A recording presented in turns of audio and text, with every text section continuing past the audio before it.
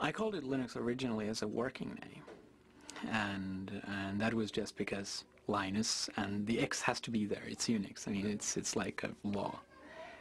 And what happened was that I initially thought that I can't call it Linux publicly because it's just too egotistical, and that was before I had a big ego, right? They thought they were taking a whole bunch of components and putting them around Linux. So they ended up calling the whole thing a Linux system, and somehow that term caught on, and the result is there are now 10 million people using this variant of the GNU system, the GNU/Linux operating system, and most of them don't know it. Some people advocate that it be described as GNU/Linux. I mean, what's your thought on that? Is that justified, or? Well, I think it's justified, but it's justified if you actually make a GNU distribution of Linux. The same way that I think that Red Hat Linux is fine, or SUSE Linux, or Debian Linux, because if you actually make your own distribution of Linux, you get to name the thing. But calling Linux in general GNU Linux, I think, is just ridiculous. I got involved in Fall '93 because I was sent a copy of the first CD-ROM commercial Linux distribution, which was called Yggdrasil. It was produced by Adam Richter. And I got a copy because I had been myself writing free software for a long time, since the early '80s. I was actually one of the early GNU contributors myself. And I was absolutely astonished. I was completely astonished because I'd been a software engineer for nearly 15 years at that point, and according to all the rules I knew about controlling complexity, keeping your project groups small, having closely managed objectives, Linux should have been a disaster, and it wasn't. Instead, it was something wonderful, and I was determined to figure out how they were getting away with that. In order for Linux to grow beyond the world of the computer programmer, it needed a use, an application that made it a must-have technology. That threshold was crossed with the development of a program that made complex websites possible. That program is the Apache web server. The killer app of Linux was undoubtedly the Apache web server. If you look at the history of Linux, the adoption curve of Linux and the adoption curve of the Internet exactly track each other. 1993, which was when the Apache web server project really got started, was also the beginnings of the popular ISP explosion, when the Internet first became a mass-market commodity and the idea of web-based electronic commerce and mass communication became real. I think it was one of the first applications that caused people to go, wow, if I install Linux, I get some tangible benefit from doing so, right? I mean, clearly there were a lot of interesting applications on Linux at the time, this being maybe 2 or 3 years ago when this thing really started to take off.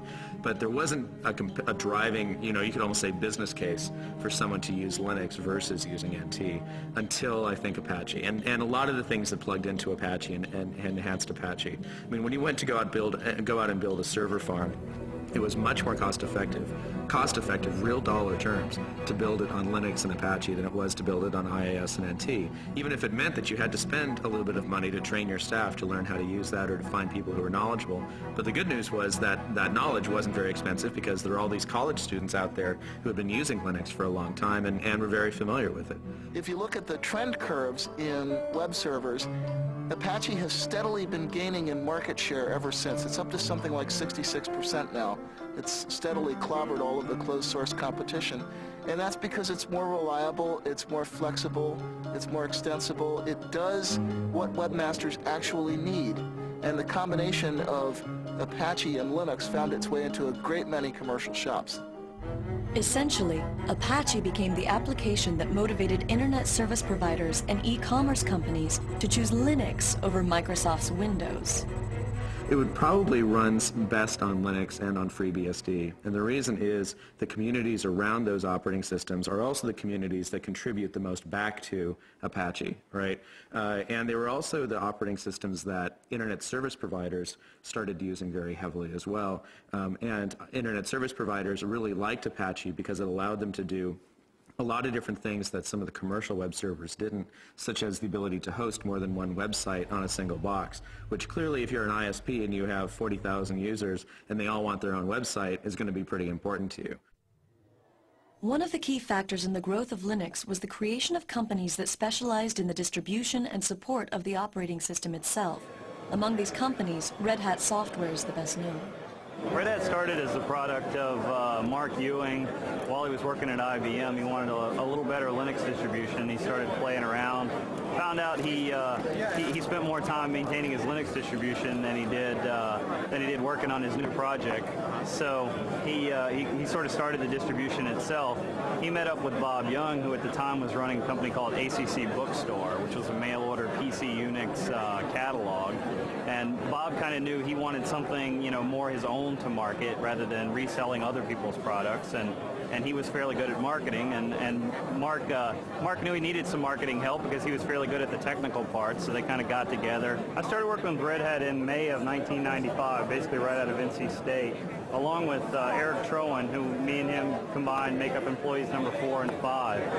And we actually reported to work at an apartment that Mark Ewing used to live in. We took it over as kind of the development part of Red Hat software, and stayed that way till about November of 1995 when a toilet we had in the apartment kind of exploded, flooded our downstairs neighbor, and she got a little upset, and the apartment folks found out we were running a business there instead of actually living there at the same time, so they decided to throw us out. So at that point we had about a week to go find our first office, which we did, and get ourselves moved in a hurry. So.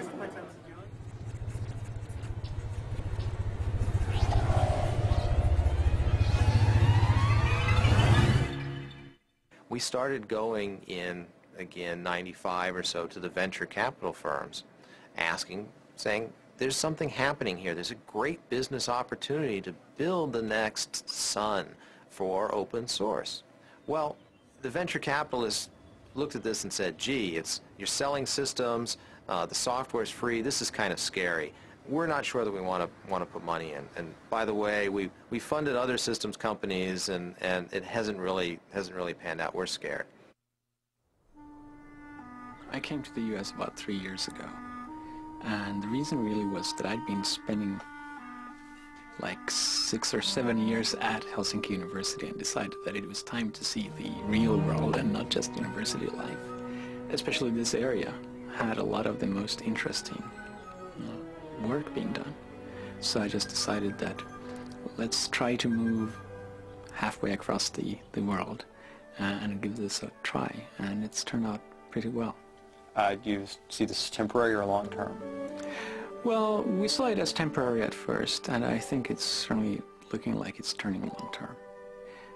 Our youngest daughter is both a U.S. and a Finnish citizen because she was born here, and the older one is speaking both Swedish and English, so.